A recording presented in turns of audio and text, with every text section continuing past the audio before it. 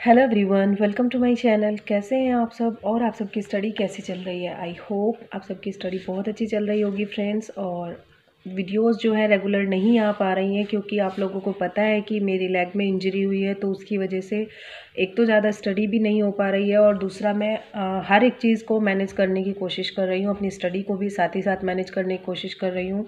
और मेरी एक छोटी बेबी भी है। आप लोग जानते हैं कि बच्चों को संभालना कितना मुश्किल होता है, और ऐसे में जब आप चल फिर नहीं सकते तब बच्चों को संभालना कितना मुश्किल होता है। तो ये बात थी एक अपडेट की कि स्टडी अपडेट क्या चल रहा है क्या नहीं चल रहा है। ठीक है ना फ्रेंड्स।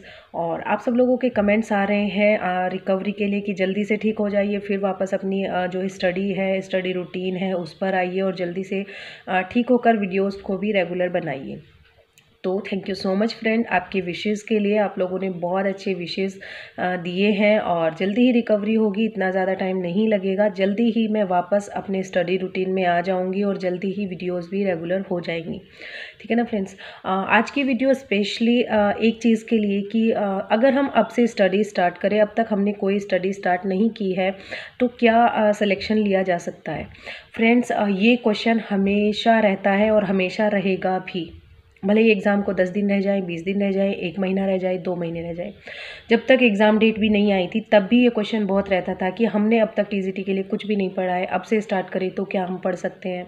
फिर उसके बाद लग रहा था कि एग्ज़ाम जो है जनवरी में हो जाएगा और तब 2 महीने बचते थे। तब सब पूछ रहे थे कि हमने अब तक स्टडी स्टार्ट नहीं की है, तो क्या अब हम स्टडी स्टार्ट करें तो क्या प्रिपरेशन कर सकते हैं या फिर सिलेक्शन ले सकते हैं। तो फ्रेंड्स, ये क्वेश्चन माइंड में रखोगे तो ये क्वेश्चन ही रह जाएगा। ठीक है। क्योंकि जब भी आपको लगता है कि अब तक आपने स्टडी स्टार्ट नहीं की है, जो भी समय आप अब सोच रहे हो उसी समय से स्टार्ट कर दीजिए। अभी भी टाइम है। 80 डेज़ आपके पास हैं और 80 डेज़ में अगर आप लगातार 10 आवर्स देकर पूरा सिलेबस कंप्लीट कर लोगे, पूरी प्रैक्टिस कर लोगे, मॉक टेस्ट वगैरह लगा लोगे और रिवीजन कर लोगे, अगर आपको ऐसा लगता है तो आप प्रिपरेशन स्टार्ट कर सकते हैं। अभी भी आपको ये सोचने की ज़रूरत नहीं है कि एग्ज़ाम डेट बदलेगी क्या, एग्ज़ाम चेंज होगा या नहीं होगा, आगे भी बढ़ सकती है क्या, पहले भी हो सकती है क्या। इन सब सवालों में उलझने से पहले का क्वेश्चन है कि क्या हम प्रिपेयर हैं। क्या हम प्रिपेयर हैं, क्या हमारी प्रिपरेशन ऐसी है कि एग्ज़ाम अगर क्योंकि अभी तक तो फिक्स है 14 मई को एग्ज़ाम होने वाला है। अभी तक अगर फिक्स है कि 14 मई को एग्ज़ाम होने वाला है और ऑलमोस्ट 80 डेज़ हमारे पास हैं, तो क्या इन 80 डेज़ में हमें ऐसा लगता है कि जो पोर्शंस हमारे बचे हुए हैं क्या हम उनको कंप्लीट कर लेंगे।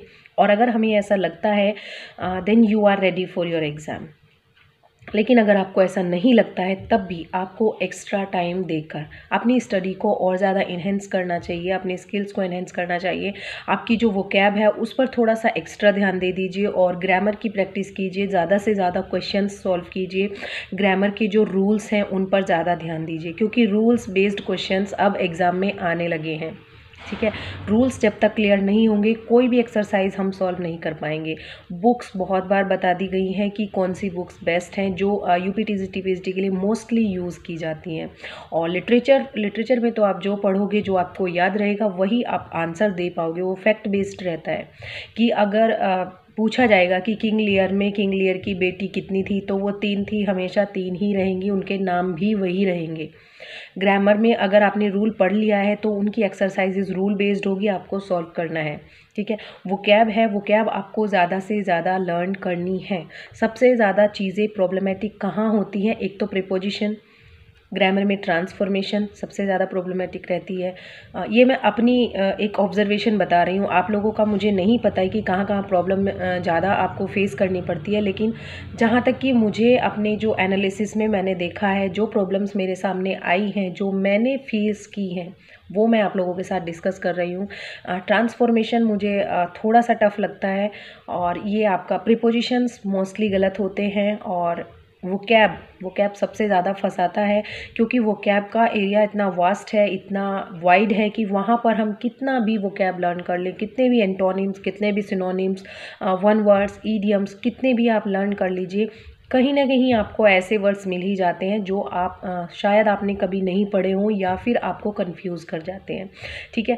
तो हमें और भी ज़्यादा प्रैक्टिस की ज़रूरत है और भी ज़्यादा टाइम देने की ज़रूरत है वोकैब को। और स्पेशली स्पेलिंग्स को, क्योंकि स्पेलिंग्स के भी क्वेश्चंस अब ज़्यादा आने लगे हैं। 2021 में लिटरेरी टर्म्स के भी 22 क्वेश्चंस आए थे, तो लिटरेरी टर्म्स को भी हम नहीं भूल सकते। लिटरेचर के साथ साथ हमें लिटरेरी टर्म्स को भी इक्वली टाइम देना पड़ेगा। ये मत सोचिएगा कि आप लिटरेरी टर्म्स में थोड़ा बहुत टाइम स्पेंड करेंगे और आपका चल जाएगा, ऐसा नहीं होता। लिटरेरी टर्म्स बहुत ज़्यादा इंपॉर्टेंट आज के टाइम पर हो गई है। किसी भी एग्ज़ाम के लिए मोस्टली लिटरेरी टर्म्स के क्वेश्चन जो हैं पूछे जाते हैं। और लिटरेरी टर्म्स में सबसे ज़्यादा क्या होता है, कुछ फॉर्म्स जो पोएट्री फॉर्म्स होती हैं और ड्रामा फॉर्म्स होती हैं, उनके बारे में क्वेश्चंस पूछ लिए जाते हैं। और जो आपके मूवमेंट्स हो गए, कुछ इंपॉर्टेंट मूवमेंट्स हैं, कुछ राइटर्स के जो ग्रुप बने होते हैं, जैसे यूनिवर्सिटी विट्स हो गया, रेफेलेटिक ग्रुप हो गया, और बीट राइटर्स हो गया, ब्लैक माउंटेन ग्रुप हो गया। इस टाइप के जो ग्रुप्स होते हैं जिनमें 4 से 5 राइटर्स एक साथ मिलकर कोई ग्रुप बनाते हैं और उनकी कोई स्पेशलिटी होती है, उनसे क्वेश्चंस पूछे जाते हैं। और आपके राइम्स वगैरह, मीटर्स से भी क्वेश्चंस पूछे जाते हैं। सॉरी फ्रेंड्स, मेरी बेटी उठ गई थी, उसकी वजह से थोड़ा डिस्टर्बेंस हो गया था और मैंने वीडियो बीच में बंद कर दिया था। बस मैं यही डिस्कस कर रही थी कि किस तरीके के क्वेश्चंस लिटरेरी टर्म्स से पूछे जाते हैं, किस तरीके के क्वेश्चंस वोकैब और ग्रामर में हमें प्रिपेयर करने की ज़रूरत है।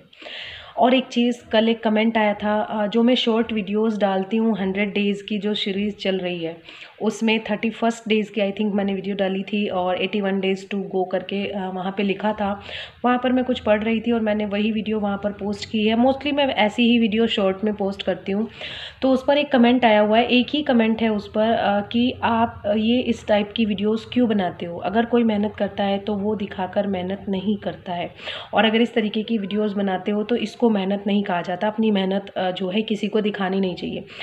फ्रेंड्स, एक चीज़ मैं आप लोगों को क्लियर कर दूँ, ये चीज़, इस तरीके की वीडियोस मैं इसलिए डालती हूँ, एक तो मैं कोई स्टडी रूटीन अपना पोस्ट नहीं कर पाती हूँ, कुछ भी नहीं डाल पा रही हूँ, अभी स्टडी रूटीन मेरा कोई फिक्स भी नहीं हुआ है। मोस्टली जो मेरे व्यूवर्स हैं वो मोस्टली डालते हैं, पूछते हैं कि आपका अपना जो रूटीन है, आपकी जो स्टडी है, आप उसको शो कीजिए, दिखाइए, ताकि हम भी मोटिवेट हो सकें और हम भी अपने जो स्टडी है उसको प्रॉपरली कर सकें। दूसरा पर्पज़ ये है कि हो सकता है मेरी स्टडी को देखकर किसी और को भी अपना स्टडी करने का मोटिवेशन मिल जाए और वो भी अपनी स्टडी को अच्छे तरीके से कर ले। मेरा कोई भी ऐसा पर्पज़ नहीं है कि मैं आप लोगों को ये दिखाऊं कि मैं इतनी ज़्यादा मेहनत कर रही हूँ, आप लोग क्यों नहीं कर रहे हो, या फिर क्या इस तरीके से, ऐसा कुछ भी नहीं है, ठीक है। और ये नहीं है कि मैं मेहनत दिखाकर आप लोगों को कुछ शो ऑफ करना चाहती हूँ कि मैं स्टडी करती हूँ। बाकी सब भी स्टडी करते हैं, इसी तरीके से स्टडी करते हैं, इसमें कुछ भी नया नहीं है।